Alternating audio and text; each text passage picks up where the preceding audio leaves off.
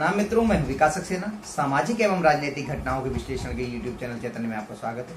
आप देख रहे हैं विकास की बात। लोकसभा चुनाव आने को हैं, लेकिन उत्तर प्रदेश के हालात अभी भी विपक्षी गठबंधन के अनुकूल दिखाई नहीं दे रहे हैं। यहाँ लग रहा है कि भारतीय जनता पार्टी 2019 के मुकाबले बेहतर प्रदर्शन करने जा रही है। ऐसा भी कुछ लोग अनुमान लगा रहे हैं कि हो सकता है इस बार भारतीय जनता पार्टी पिछले सारे रिकॉर्ड तोड़कर जो 2014 में उसने 71 और कुल एनडीए ने 73 सीटें जीती थी, उससे ज्यादा सीटें भी इस बार जीत ली। हाल ही में जो इंडिया टीवी और सीएनएक्स का एक सर्वे आया है, उससे भी कुछ ऐसे ही इशारे मिल रहे हैं। लेकिन इसके बावजूद राज्य की दो प्रमुख पार्टियां, बहुजन समाज पार्टी और समाजवादी पार्टी, इन दोनों दलों में किसी भी प्रकार का राजनीतिक समझौता होता हुआ दिखाई नहीं दे रहा है। स्पष्ट हो गया है कि मायावती अलग चुनाव लड़ेंगी और अखिलेश यादव अलग चुनाव लड़ेंगे। 2019 के लोकसभा चुनाव में इन दोनों ही दलों ने मिलकर के चुनाव लड़ा था और राज्य की 15 लोकसभा सीटों पर विजय हासिल की थी, जिसमें से 10 सीटें बहुजन समाज पार्टी की थी और 5 सीटें समाजवादी पार्टी ने जीती थी। एक सीट कांग्रेस ने जीती थी, हालांकि वो इस गठबंधन का हिस्सा नहीं थी, और बाकी 64 सीटें भारतीय जनता पार्टी और उसके सहयोगी दलों ने जीती। लेकिन इस बार का जो लोकसभा चुनाव है, उसमें जो इंडिया टीवी और सीएनएक्स का सर्वे आया है, वो ये बता रहा है कि भारतीय जनता पार्टी को 51% साथ में 71 सीटें और उसके सहयोगी अपना दल को 2 सीटें मिल सकती हैं। यानी कुल मिलाकर 73 सीटों पर एक बार फिर भारतीय जनता पार्टी और उसके सहयोगी दल जीत सकते हैं।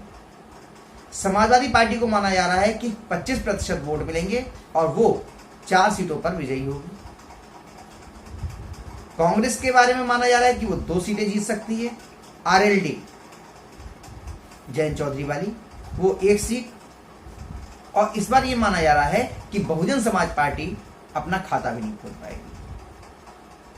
लेकिन इसके बावजूद बसपा नेत्री मायावती समाजवादी पार्टी से समझौता करने को तैयार क्यों नहीं, और अखिलेश यादव, उनका भी कोई रुचि नहीं दिखाई दे रही कि वो कुछ ऐसा पहल करें जिससे समाजवादी पार्टी की बहुजन समाज पार्टी से समझौता हो जाए। इसके कारणों को समझने के लिए हमें थोड़ा सा उत्तर प्रदेश की राजनीति को समझना पड़ेगा। गेस्ट हाउस कांड के बाद, जिसमें मायावती के साथ समाजवादी पार्टी के कार्यकर्ताओं ने बहुत ही दुर्व्यवहार किया था, बसपा और समाजवादी पार्टी एक दूसरे से बिल्कुल 2 अलग अलग ध्रुवों पे खड़े हो गए। कार्यकर्ताओं के स्तर तक, जमीनी स्तर तक लोगों में दुश्मनी की हालत पैदा हो गई। लेकिन इन सब दुश्मनियों को भुलाकर 2019 के चुनाव में मायावती और अखिलेश यादव एक साथ आ गए।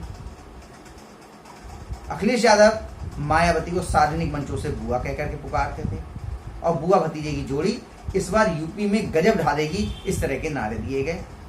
उन्होंने कहा कि इस बार बिल्कुल वैसा ही होगा जैसे एक बार सन 1993 में कांशीराम और मुलायम सिंह यादव आपस में मिल गए थे और उन्होंने उत्तर प्रदेश में सरकार बनाने में सफलता हासिल कर ली। तो इस चुनावी गठबंधन के बाद जो तलखी थी गेस्ट हाउस कांड की, उसको डाइल्यूट करने के लिए, ये लोगों के लिए, नीचे जनता में ये संदेश देने के लिए, अपने समर्थकों में ये संदेश देने के लिए कि दोनों दल मिल गए हैं, कन्नौज की एक जनसभा में अखिलेश यादव की पत्नी डिंपल यादव ने मंच पर ही मायावती जी के पैर छूकर उनका आशीर्वाद दिया। लेकिन बहुत सारे यादवों के लिए ये चीज नागवार हो गई। उन्होंने इसका तीखा विरोध किया। यहां तक कि अखिलेश यादव के चाचा शिवपाल सिंह यादव, जो कि उस समय प्रगतिशील समाजवादी पार्टी में थे, उन्होंने अपनी पार्टी बना ली थी और समाजवादी पार्टी से अलग हो गए थे, उन्होंने इसकी तीखी आलोचना की और कहा कि मायावती के सामने इस तरह से समर्पण करके अखिलेश यादव ने समाजवाद को उनके चरणों में रख दिया, उनके पैरों में रख दिया। उस समाजवादी पार्टी को जिसे मुलायम सिंह यादव ने, और उन्होंने कहा मैंने खुद तैयार किया है, सींचा है और उसको इतना विकसित किया है, उस समाजवादी पार्टी को अखिलेश यादव ने मायावती के पैरों में रख दिया। इसके अलावा उन्होंने ये भी कहा कि जब मैंने यानी कि शिवपाल सिंह यादव ने और मुलायम सिंह यादव ने कभी भी मायावती को बहन नहीं बनाया, तो ये मायावती अखिलेश यादव की बुआ कैसे हो गई।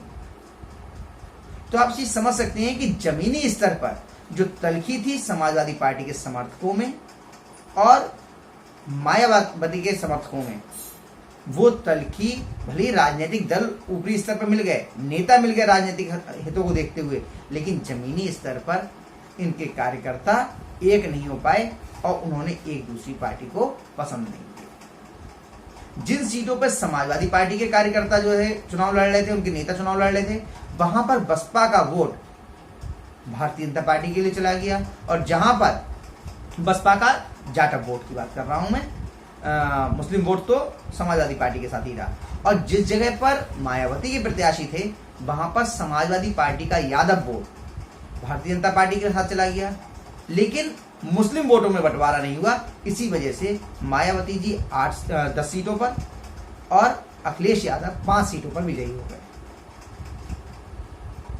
ये बात मायावती बहुत अच्छी तरीके से समझती हैं और अखिलेश यादव भी बहुत अच्छी तरीके से समझते हैं कि जो वोट चाहे यादव हो गए या समाजवादी पार्टी के समर्थक या मायावती के समर्थक जाटव वोट हो गए, जो एक बार भारतीय जनता पार्टी की तरफ चला गया, उसे वापस अपनी पार्टी में लाना बहुत मुश्किल काम है। इसीलिए अपने वोट बैंक के खिसकने के डर से मायावती और अखिलेश यादव इस चुनाव में किसी भी हालत में एक दूसरे से समझौता करने को तैयार नहीं है। उन्हें मालूम है कि अगर उनका प्रतिबद्ध मतदाता एक बार उनसे खिसक कर भारतीय जनता पार्टी के खेमे में चला गया तो उनको ये स्थायी रूप से राजनीतिक नुकसान दे देगा। तो भले इस चुनाव में जो 2024 का चुनाव आ रहा है उसमें समाजवादी पार्टी और अखिलेश मायावती जी को सीटें कम आती हुई दिखाई दे रही हूँ। राजनीतिक विश्लेषक कह रहे हैं, सर्वे कह रहे हैं और जमीनी हकीकत भी कुछ इसी तरह की लग रही है कि इस बार समाजवादी पार्टी और मायावती जी को दोनों को ही लोकसभा चुनाव में नुकसान हो सकता है। इसके बावजूद ये दोनों ही दल एक दूसरे से समझौता करने को तैयार नहीं है ताकि उन्हें कोई स्थायी राजनीतिक हानि ना हो।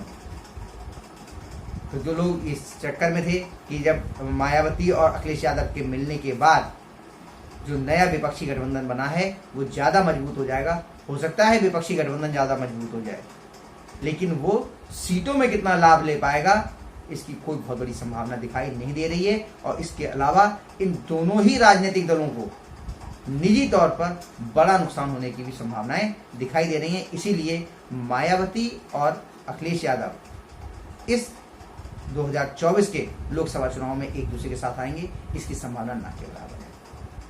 तो आज के अंक में बस इतना ही। अगले अंक में हम लोग फिर मिलेंगे, तब तक के लिए अनुमति दीजिए। आपसे अनुरोध है कि अगर आपको ये वीडियो पसंद आया हो तो इसे लाइक कीजिए, शेयर कीजिए, और हाँ, आपसे ये भी अनुरोध है कि अगर आप इस चैनल पर नए हैं तो इस चैनल को सब्सक्राइब करने के बाद नोटिफिकेशन का बेल आइकन जरूर दबाइए। धन्यवाद, प्रणाम।